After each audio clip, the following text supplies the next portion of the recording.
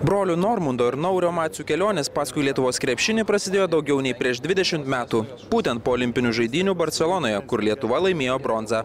To istorinio triumfo broliai iš arti nematė, tad tikisi, kad rinktiniai Barcelonoje seksis ir šiemet. Čia negalima galvoti, kaip, oi, čia amerikiečiai, čia nereikia, mes laimėsim, viskas. Čia nėra klausimų, mes tokie esam su broliai. Maciai gimė ir augo Latvijoje, tačiau jų tėvas klaipėdietis. Buvo Latvijų pasai, bet pasus rašytas Lietuvi.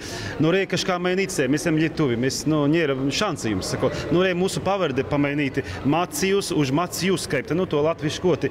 Mes sakam, ne, mes taip, kavojam, ja. Pernai Lietuvos pilietybę gavę broliai vaikystėje patys nesiskyrė su kamuoliu, bet krepšininkais netapo. Savo meilę Lietuvos krepšiniui jie išreiškė kitaip – tatuiruotėmis. Nuėjau pirmą tatuiruotę, pato jau buvo toks, kaip pasakyti, labai jausmas. Sabonis, Marčiulionis, broliai Lavrinovičiai ir net Pranas Lubinas. Macių kūnus puošia jau daugiau nei 30 tatuiruočių. Dar vieną broliai sako darysintis po šio čempionato. Pažiūrėsim tą logotipą, kokį gali būti šitą pasaulio čempionatą. Energija trykštantis Maciai apie linksmus nuotykius savo kelionėse galėtų pasakoti valandas. Žurnalistai galvoja, kad Kazlauskas yra mūsų tėtis. Rusų žurnalistai.